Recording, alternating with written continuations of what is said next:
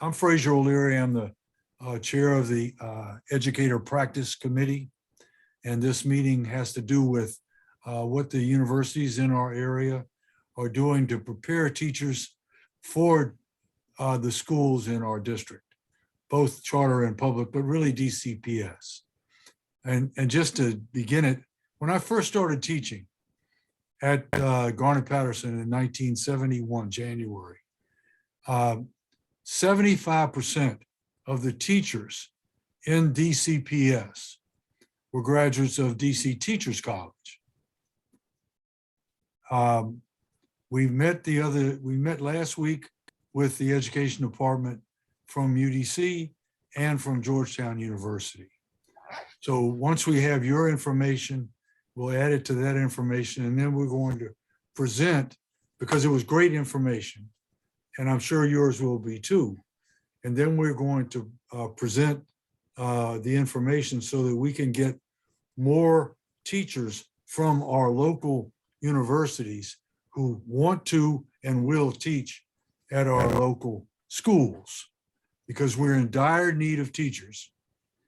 There's a horrible retention rate in both the charter and the public schools. And there are plenty of reasons for that.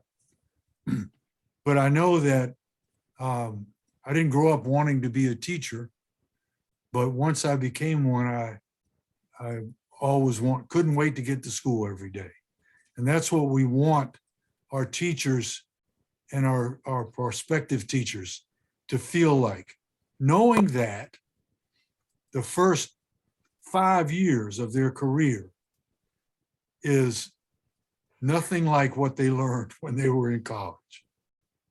And we want to make sure that our teacher preparation programs are giving them real life experiences as student teachers, so that when they start teaching, it's not a whole new world.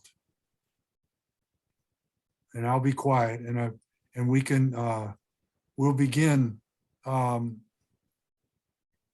order. I guess Dr. Jackson, I think you were here first, so why don't you begin? And then Dr. Joseph, and then Dr. Fashola, is that correct? It is. Okay. Okay, based on the information that we got from Caitlin, first, I understand we're supposed to be talking about a program overview. Then we're talking about some recruitment strategies and how the program is progressing, and what is it that the OSSE can do to help us make sure that we continue the program. All right, so the program overview for us is, we are my program is a teacher. It's out of the Teacher Quality Partnership Grant in partnership with DCPS. This is our second year of participating in the grant. We received the grant in 2019. We had a year of planning and preparation. We started our first cohort in 2019, 2020. So we just graduated our first cohort in the summer of 2021. We accepted the second cohort, started accepting the second cohort in the fall of 2021. That second cohort is 5 students. The first cohort was 6. So at the end of this spring, this summer, we will have trained 11 of students, and the grant required us to train 17. Our recruitment for the third year and the final year of the grant, we already have more than 18 students who are interested in the program, and many of them seem like they will be able to qualify in terms of meeting our requirements. The issue that we have is that we may not have enough money to train all of them, because we're only committed to train 6 for the final year of the grant. But my plan is to ask my program manager at the Department of Education, if we get more than 6 students who qualify, my plan is to ask the program coordinator manager if we could have additional funding to train the remaining students, because I don't want to miss an opportunity to capture students who may be interested in teaching, but because of funding, they cannot get trained. So as I said, we're on our second year. We will finish the program next year. We have been engaged in a number of recruitment strategies, from information sessions to face-to-face visits to phone calls. I have taken an active enrollment, active part of the recruitment process. Last year, the project director did not take that active role. And what we're finding is that because I have taken the active role, we're getting more interest because I'm doing more than just sitting back, allowing and asking other people to do the work. I'm actually doing some of the work myself. We've also, with permission of the program manager, we have increased the stipend from $43,000 to $53,000, which has helped our students immensely. We are progressing in the sense that there have been some challenges, primarily coming from DCPS with regards to our clearances. Some of my students were not placed in the classrooms until January, and they actually started their training in August. And the part of the reasons for that is because we've had difficulty getting students cleared. We don't know why, and we know why. DCPS hired an outside entity to do the clearances, and for some reason, no matter how perfect we thought the applications were, some students were still not cleared until January of this year. So that's been a major issue for us. And then finally, what would help if we wanted to continue this program? I would think that a more active engagement from DCPS would really be helpful in terms of trying to help us move forward and convincing administrators at Howard University that there is a strong need for this program and finding ways for us to continue this program even after the funding has ceased. So that's kind of where we are. Fabulous. We're going to do it. This is Emily Gasoy. Emily, could you introduce yourself, please? Yes. Hi, everyone. And so sorry I am late. I am the Ward 1 representative on the State Board of Education and have been on this committee since the beginning of last year. And we are very interested in figuring out how to, make sure we have a strong and diverse teacher pipeline in our city. So we're really excited to hear from you. And I think that's it for me. But I'm sorry I missed part of what you were saying. I am actually also an adjunct at Georgetown University, and one of my courses is a community-based learning course. So my students are supposed to be in schools, and I'm having the same issue with getting their clearance done. So I understand completely. It's very frustrating. What we'll do is we'll have all of the universities present, and then we'll throw it back to you with questions. Okay, but we're taking notes. I've got plenty of questions for you, Dr. Jackson. All right, very good. Okay, Dr. Joseph. Hello, everyone. I'm Ochezi Joseph, and I am the Director of Undergrad Programs in the School of Education at American University.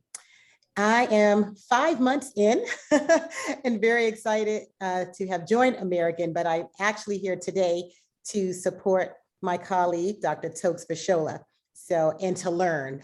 This is very new to me, this committee, this group. So I just thought I would join to support my colleague and learn more about this committee. Thank you. Okay, may I turn it over to Dr. Fashola to talk about our program? Okay. So I'm going to talk about part of our program, but Dr. Cheze, she is a great addition. I'm going to turn it back to you because you have things to talk about that are not in my little bag. So I will talk about my part. Then I want you to talk about we work together. So my name is Tokes Fashola. I'm a research professor at American University, and I am the faculty coordinator for the dual enrollment program. And the dual enrollment program came about 4 years ago. It was a vision by our amazing dean, Dr. Cheryl Holcomb McCoy, addressing many of the things that you talk about, the shortage of teachers in DC. And rather than, talk about the things that are going on as a result of shortage of teachers, but also a shortage of minority teachers and a shortage of minority teachers in the district who understand the district. Dr. Holcomb McCoy said, we're going to grow our own program. So it's one of the versions of Grow Your Own. I was brought in as the faculty coordinator. So the way the program works is that we recruit the students. The first 2 years, we recruited students from DCPS. At the end of the second year, I'm sorry, the first year we did it. The second year, we opened it up. So we have 2 different MOUs going on to the third one.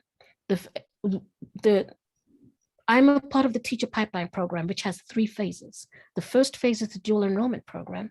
We bring them in the 12th grade. They take 1 class in the fall and 1 class in the spring. Schools and society in the fall, social justice and education and social justice in the spring. They come in as a cohort. They all come to the same class. One of the key things that distinguishes our program from any other program, I sit in the class with the students. I attend class with them. I don't say a word, but I'm in class with them. I have weekly meetings. I see them every day. I have weekly meetings, if not daily meetings with the students. We teach them how to study. We address time management. We let them know that they belong here. We affirm them. And we let them understand that, yes, in the very beginning, it's going to be hard. So we are basically a pipeline and a gateway to your first year of college without losing your student funds because you didn't do what you were supposed to do. We are a safety net. Those students sit in the classroom. These are 200 level courses. They sit in the classroom with regular students. And when they finish those courses, they get 3 classes, they get 3 units in the fall and 3 units in the spring that will move them anywhere.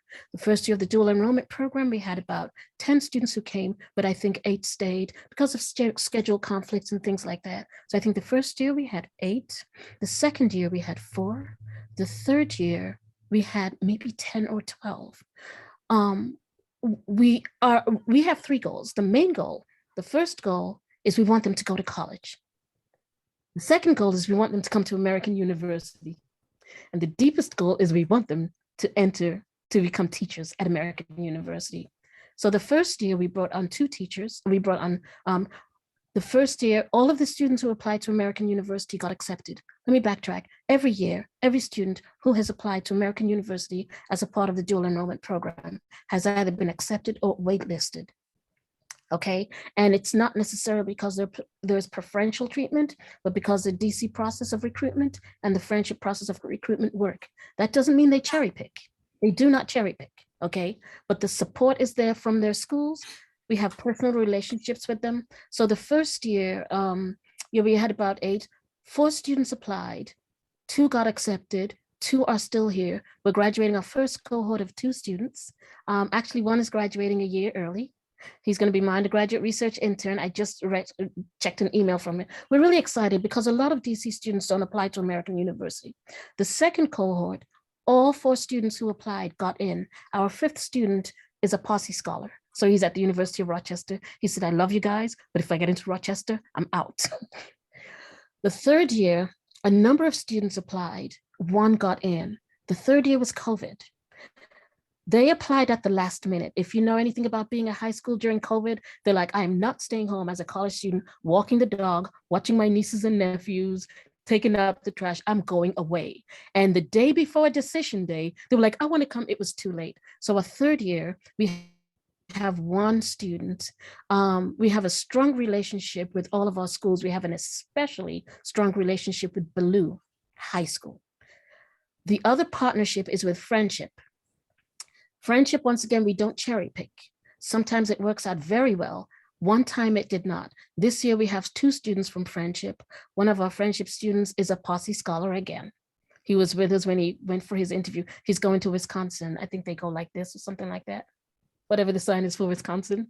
The other students, they have been accepted to, and I'd be happy to share our newsletter because we do a newsletter and we feature the students. There've been one of my students, she has an interview with Fordham and Columbia. They're going to NYU. They're going to a number of schools. Once again, these students are in wards 7 and 8.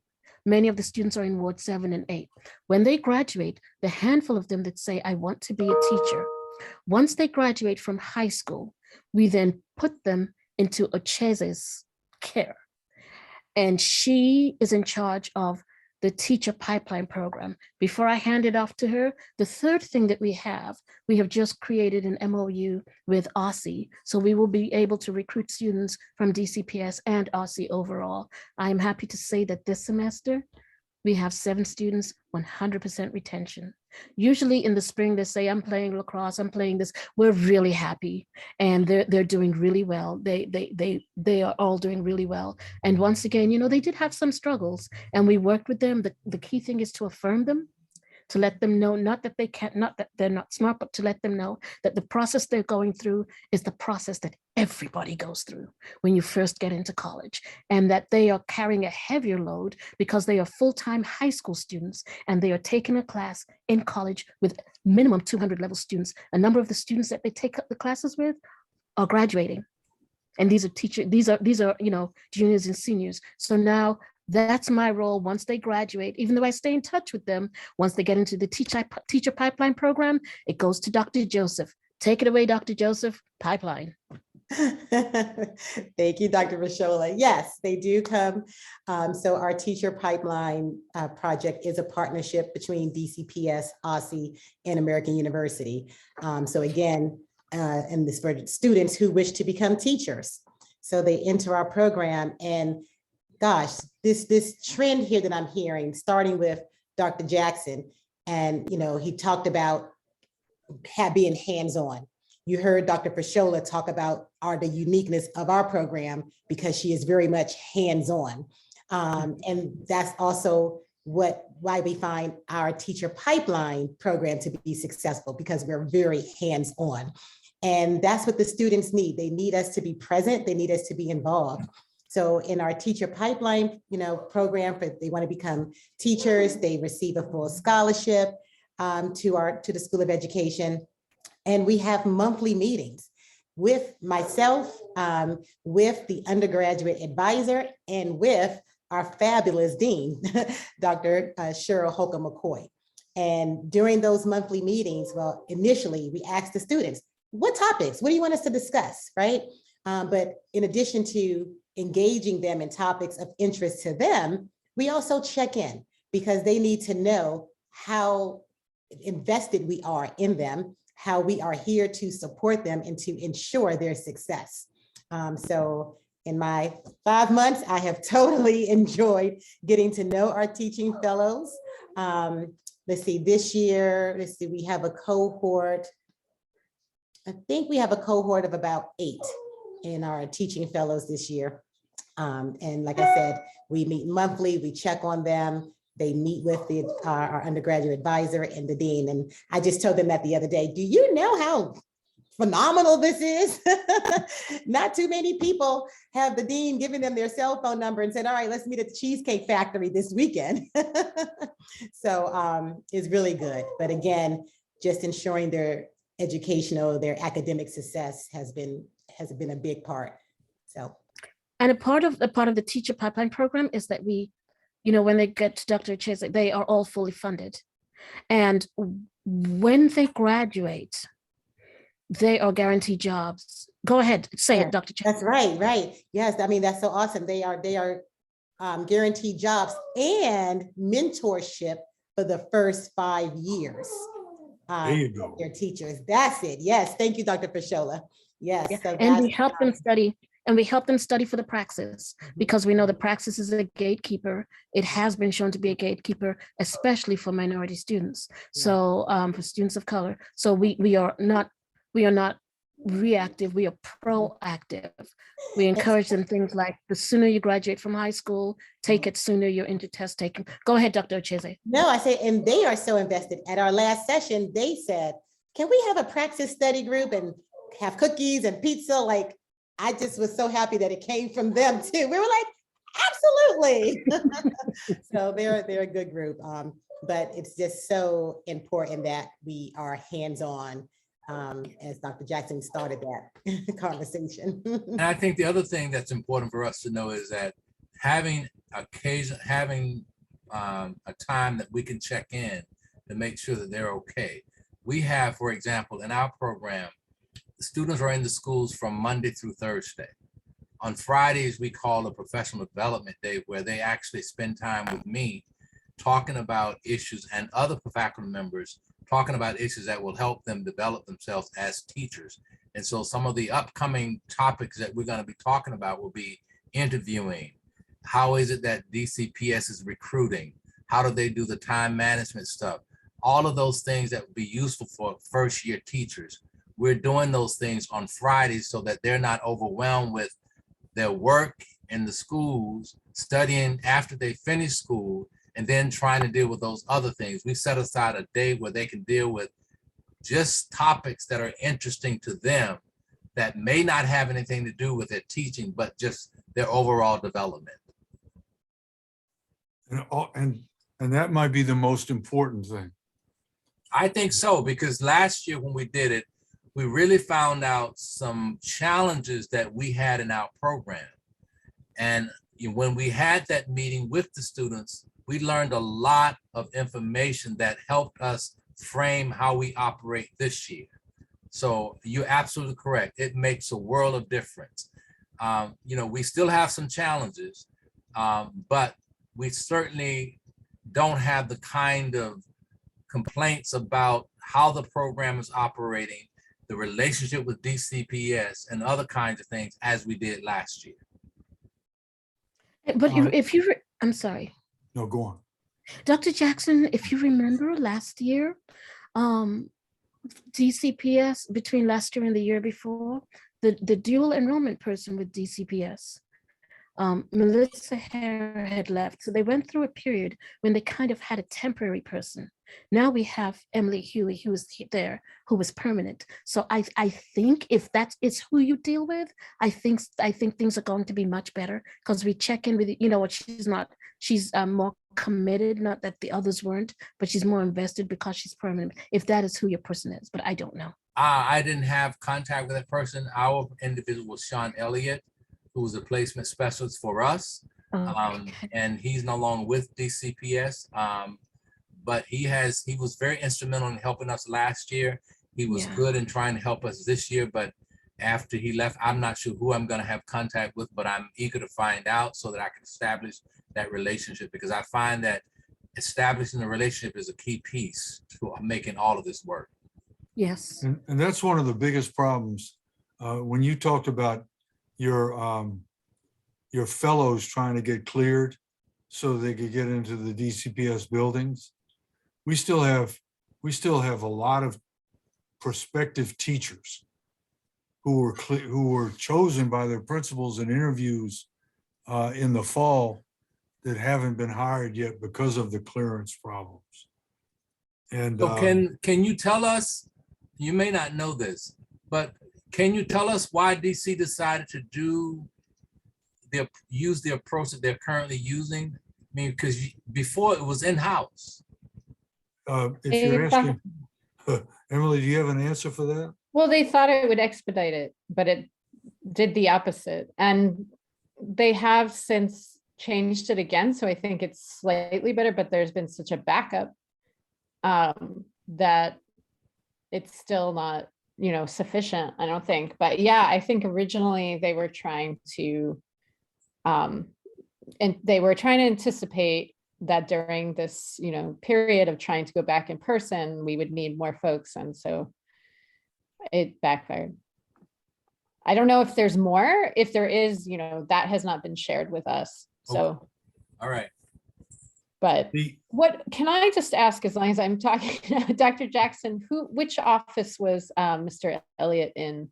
Which office are you dealing with? I believe he was in the placement office. Okay.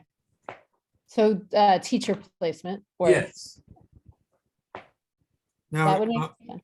Yeah. you've when Dr. Jackson, when you were talking, I wrote down work with OSSI, but I also heard that AU is working with OSSI. We are. And that's what we're striving for, I think, on the board, is to work better with OSSI, to have OSSI do the kinds of things that they're supposed to do for both the charter and the public schools. And right now there's money. One thing that I was wondering about when I know I heard, do all the students who come to your program, Dr. Jackson, and when they get to you, Dr. Joseph, are they under full scholarship? With regards to the I grant think- that we're on, each student who we accept, based on the numbers that we present to the Department of Education, they all are supposed to get a stipend. Now, when you said a stipend, you mentioned something which boggled my mind because you said between $43,000 and $53,000. Mhm. Is that, will that cover the tuition from Howard for a year? Well, part of the problem is it doesn't. And so what we've done in our program, we've given them a 15% discount on their tuition. Okay, I think that, I'm sure that OSSI has a program that can help fund that. Well, if you do, then that will be perfect because that's another marketing tool. Oh, no question about it. So I think that I don't give advice, but I would advise you to get in touch with the person at OSSI. And who is that person? So I mean, because if you give me the name and the number, I'll call them. Okay, well, I'm sure that our top rate staff will have it for you before we're finished talking. All right, well, if I know who to contact, I have no reservations about doing that because I'm always looking for opportunities for my students to minimize their stress. Oh, yeah. And that's And with that, when you were go ahead. Go ahead. mentioning the posse program, because I taught AP literature and language forever. And usually the posse winners would be taking AP from me. And that's a real, once they get that posse, and that's because everything's paid for 4 years. That's a really hard mountain to climb. Okay. And you should try to do it gently, but it's not gonna, most of the times they go to, like you said, Wisconsin. I've had a couple of students go to Wisconsin and University of And Rochester Rochester. too. Yeah, Rochester. It's a great program. And I just had I had 2 posse scholars graduate last year because that would have been 4 years from when I retired from college, and they're doing really well. But the thing about it is that the students, it sounds to me like the students are getting just the support like they never had before. Because I always talk to my students about, what are you going to do on the day after graduation? Because that's when they don't call it commencement as a joke, because commencement means you begin. And that day after graduation is when the real world steps in. And it sounds to me like y'all have the real world covered for those students. Because we know that one, and I don't know, probably y'all started teaching in college, right out of college, but I started teaching in junior high right out of college and then high school. And it was nothing like the education courses provided me in college. And especially, I'm going to stop talking after this, but there's a show on TV called Abbott Elementary. I don't know if you've seen it or not, but I was with a group of former educators, or still educators, but retired educators yesterday talking about that. And it's about an elementary school. One of the people who was a principal in DCPS for 30 years said, well, I just couldn't relate to it because I was in a secondary school. And I said, just look, my wife was a Head Start teacher, so I already had that experience. But I said, don't look at them as elementary school students. Look at them as your high school students in 15 years, because they're not going to change their personalities. And y'all are getting these students right out of, now, Dr. Jackson, do you have freshmen in your program? No. We have all of my students have degrees already from other disciplines and they want to become teachers. Oh, okay. Now, is there someone else from Howard that we could talk to too about the undergraduate program? You can talk to me about it. I advise undergraduate students. Okay, I just wondered, do they get scholarships for that too? Some of them do, some don't. Because Howard only has a certain amount of money. But I Oh, believe come on now, that, Howard just got these billions of dollars.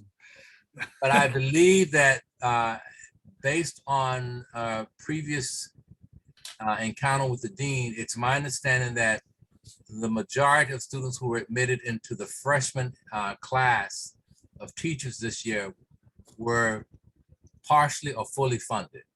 Oh, good, good, good. Because I know, and you know, that not having to pay, because I was told my students that your parents love you, but none of your parents want to pay for college. Nobody Right. does. I have 5 children, all of them went to college, and some of them I didn't have to pay for, and some of them I did. And I did, but I didn't want to if I didn't have to. I've got someone at the door. Emily, you take it. I'll be right back. So Dr. I Joseph, had, yes, go ahead. yeah, I had a comment to make. So at American University, we have something called the District Scholars Program. And the way that it worked was that when we did our the first cohort of students, we did a financial aid workshop for. Okay, we did a financial aid workshop in the community, I think Ward 8, Martha's Table. And we invited financial aid and admissions to come and talk to the students about how to complete the application. At that point, I think in the last 5 years, they had had maybe 3 students from DCPS apply. The work, we invited their parents, we fed them and everything. It went so well. Next thing we know, we heard later on in the year, this was in October, okay, mid-October. By spring, it had gone so well that one of the vice provosts for financial aid and the whole group, they had decided they were going to create something called the District Scholars Program, which meant there was full funding for 10 students who lived in DC. If they lived in DC and they applied to AU and they got in and they showed the need, we would fully fund them, as in 100%. So if you try to give them more money, you have to explain what the need is.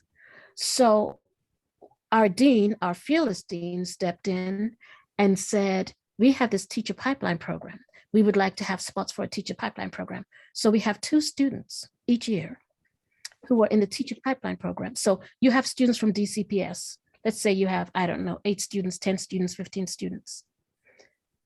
2 of the students, if they want to be teacher educators, they apply to American University, but they also apply for the teacher pipeline program. And each year we are allocated 2 students. Now, if the students don't meet the criteria, Okay. I think it rolls over, but each year, so that is another streamlined thing that we have, which is a part of the teacher pipeline program, right? We have teacher pipeline district scholars. Sometimes they are DCPS students. Each year, at least one of them has been a DCPS student. So I just wanted to put that in. So in terms of funding, and the other thing I wanted to say was it's not external funding per se. American University has committed to this. American University has says, we are going to fund these students. Now we have an additional scholarship for another student, and we formed a relationship, with other organizations for some of our other programs to help to alleviate the tuition. But for the most part, it's an investment on the part of the university. So Oh, that's let me ask a question. Yes. Mr. O'Leary, you talked Yes. about OSSE having funding.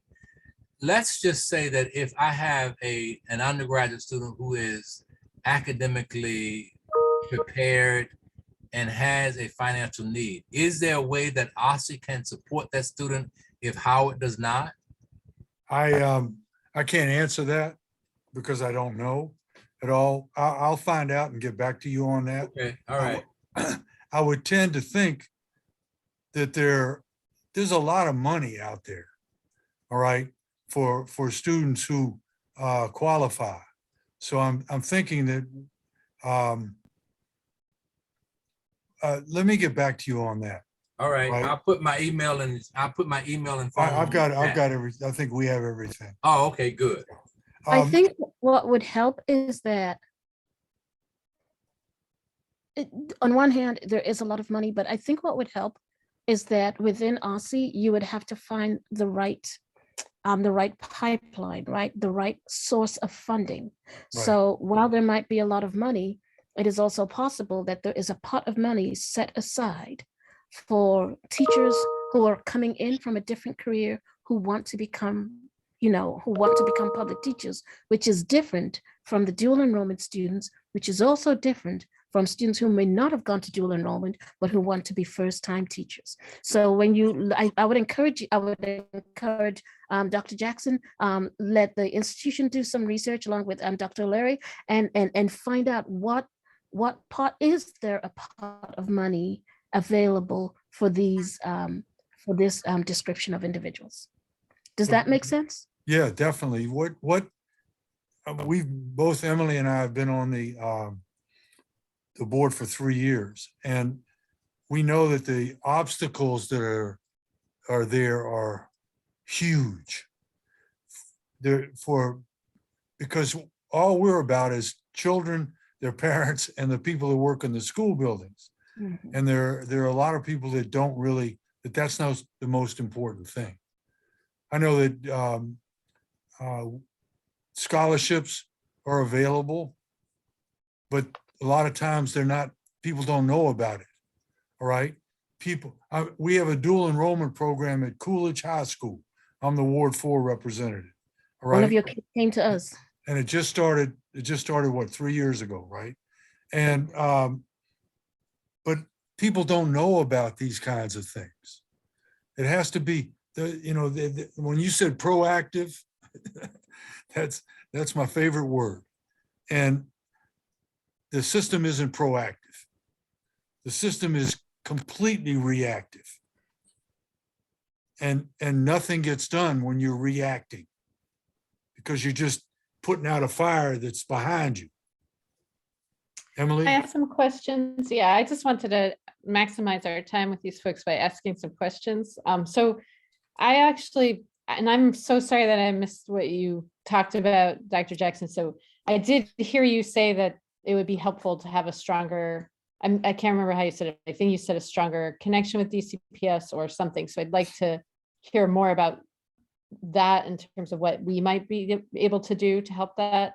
Well, yeah, go ahead. I said that because one of the issues that came up just this semester, we had negotiated, we talked to Baloo, we thought we had a placement, but then when the student was actually cleared and got the clearance to go to Baloo, in the middle, before the student could start his internship, I got a text message from him that Baloo sent him saying that he was no longer able to come to do his internship, and we don't really know why.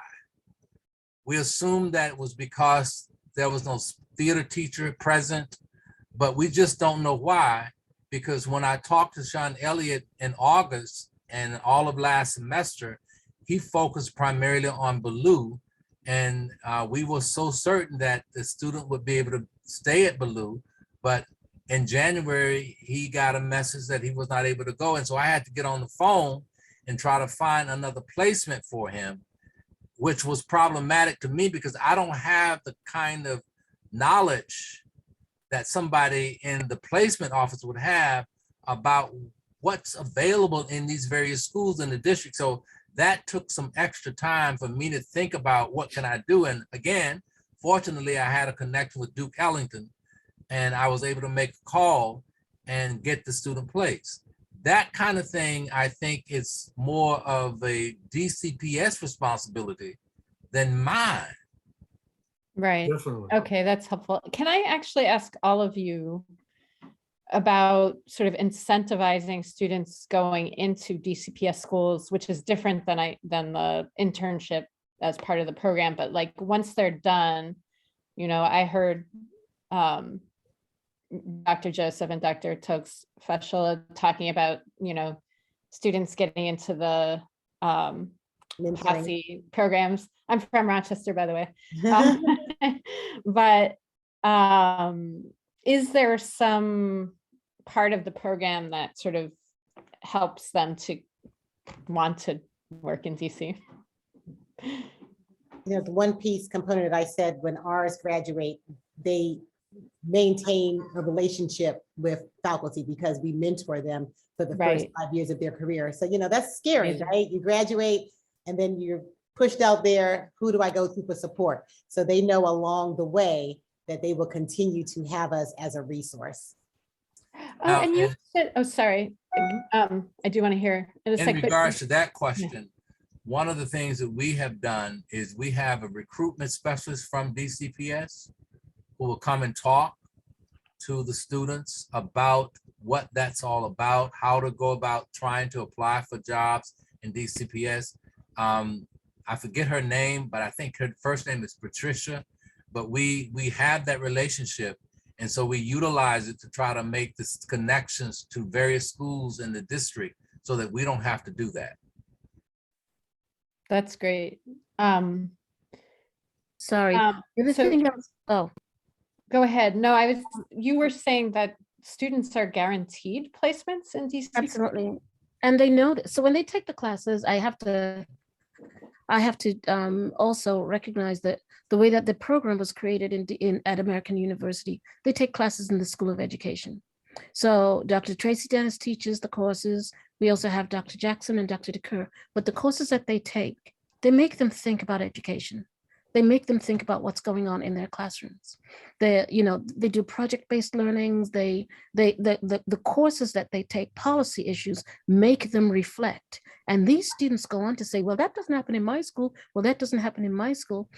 And so by the time that they graduate, we talk to them about the teacher pipeline program. If you're interested in being a teacher ABC, once again, remember at the financial aid thing, we talk about if you want to come to American University, this is how to apply. But if you want to be a part of the teacher pipeline program, let us know. So some of our students apply and they say, I just want to come to AU. But many of them, instead of incentivizing them, they have been intrinsically motivated by the content of their classes and their interaction with the chair of the Department of Undergraduate Teacher Education, the dean, myself. And even though I hand them off, I really don't hand them off. I hand them off, but I kind of hover a little bit. So I think the program itself and the topics that the students are taught make them excited. Now we have placement people. And one of the things that the dean did was she increased she forged relationships with the different wards, because prior to her coming, the students were only in certain wards. But one of the things that she did is that she forged relationships and she ensured that more of the students would be placed in wards 6, 7, and 8. So it is a conscious effort, and it is a part of our anti-racist and anti-bias curriculum and approach at the School of Education. It is once again a conscious and proactive effort. And Dr. Cheze is also a very, very solid part of that. They are guaranteed, and so they're guaranteed placement, they're guaranteed jobs, as long as they pass the and mentoring for 5 years, as long as they pass the praxis. Dr. And Joseph, do you have anything Emily, else? can I jump in for you? So Yeah. Ebony Rose this is Ebony Rose Thompson, who's going to introduce herself. And then I know I don't know if you were listening or not, but we've been hearing a lot of great information. And Ebony Rose will look at the tape, I'm sure. But if you could tell. Yeah, no worries. I don't want to take any time away from this. My name is Ebony Rose Thompson. I represent Ward 7 on the State Board of Education, and I serve as the Vice President of the board. I'm thrilled to listen in. My mom is a teacher, and so these things make me happy because I want to see more of her in the world. Great. Okay, Emily. Yeah, just a quick follow-up question, clarifying question. So the graduates who are guaranteed placement, that's all of the graduates from the teacher preparation program, or is it just the students who are participating in the pipeline program? Students in our pipeline program, that's because they want to be teachers. So that's Okay, specifically for students who want to go into education. that's great. Okay, Are you asking whether if Yeah. the students are not in the teacher pipeline program, but in the teacher education program? Is that what you were asking about? I'm just wondering if all students who complete the teacher preparation program at AU are guaranteed a placement in DC schools, or is it just the students who come through the DCPS pipeline program and now the OSCE pipeline? Is that clear? Yep, I got it. Yep, it's the pipeline program. That's what you said. Okay, one more clarifying question. I'm sorry. So you mentioned that, I know that the DCPS pipeline has existed for several years. The OSSI relationship, is that new as of this year? Is that part of the new? I know they got funding this year for that. You said which LC relationship, the one that I was discussing? Yeah, so you were saying there's the MOU with OSSI. So the Um, OSSI, it's a part of support of the dual enrollment program. Okay, so it's So not an expansion. yeah, it's part of support of the dual enrollment program, so that now we can recruit from DCPS and DC charter schools.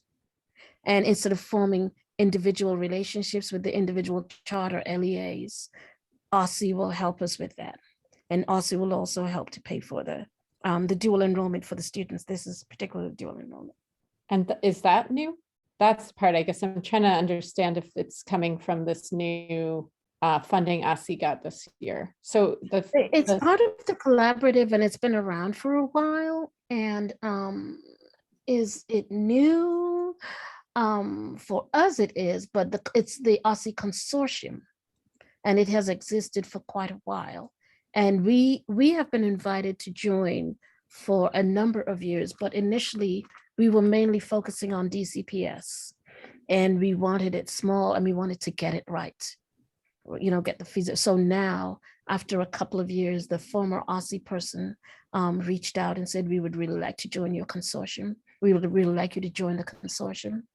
And so we did, but then with COVID, everything was shut down, and then it started again. So I think we sent them the MOU yesterday, so we shall see.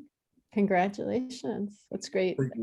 Are y'all familiar with the change in substitute requirements for DCPS? I'm not. Okay, a student with someone with an associate's degree Yes, can work as a substitute in DCPS yes. and make up. It's starting now at about $130 an hour, Yes. but they can make up to $300 a day. Not $130 an hour, $130 a day. I'm sorry. Well, because We'd all rather get $130 that an right hour, now. I'll quit my job and come work as a substitute, full-time for real. substitute. But those students, especially Dr. Jackson, those students who are in your program, and Dr. Joseph in the upper class program, if they can qualify to be substitute teachers in schools. Well, we have in our program, we do have an opportunity for students to do substitute teaching, but on a limited basis, and it's only done at the request of the principal. So Yeah, they but they're in, I don't know what the word that's worse than dire, but whatever it is, they're in that word need of substitute teachers right now. well, That's our why they students, changed the regulations from being a Okay. bachelor's to an associate's degree.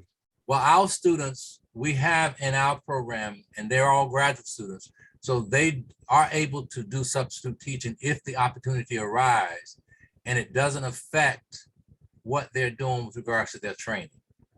Well, I can guarantee you that if they want to walk west 3 blocks to Cardozo High School, that there are substitute openings right there. You can't do it, Professor O'Leary, because they're assigned to specific schools. Oh, okay. Okay, I got you. But if a substitute opportunity comes in their specific school that they're assigned to, yes, they can do it. Okay, I got you. I think we're about out of time. I don't have the clock on my, It is actually 4:26. oh, that's close to being out of time. I have 2 questions. I would really like to have a panel with y'all talking about your programs with our public meeting. We have a public meeting on the 3rd Wednesday of every month. Would y'all be interested in doing that, or we'll get back to you on that or whatever, just to advertise your programs? What time? It's in the evening. Okay, that works. But I'll get back to you on that. Okay, Final comments from anybody? I guess Thank you. I would just thank you again and anything that we can do to help advocate for, you know, we need a stronger, more diverse teacher pool. And so we're all about it. Let us know how we can help. Ebony Rose? No, I'm just sorry I missed so much of it, but I can tell it was a valuable discussion, and I'm so appreciative that nowadays, literally, I can watch the recording. So thank you all, and thank you for the work that you do, because it's awesome. This is the second one of these that's been awesome. And I would, I don't know if I can volunteer it, but I'm going to try to volunteer to send the recording to DCPS to let them hear what was said, if that's all right with y'all. fine. They've been great partners. They've been really good partners. Great. Well, thank you all so much. Have a wonderful rest of the day. I guess it's about 75 degrees outside right now. It's gorgeous out. Yeah, and then Yeah. it's supposed to snow 2 inches on Sunday. So isn't it great living in DC? Go ahead while you can.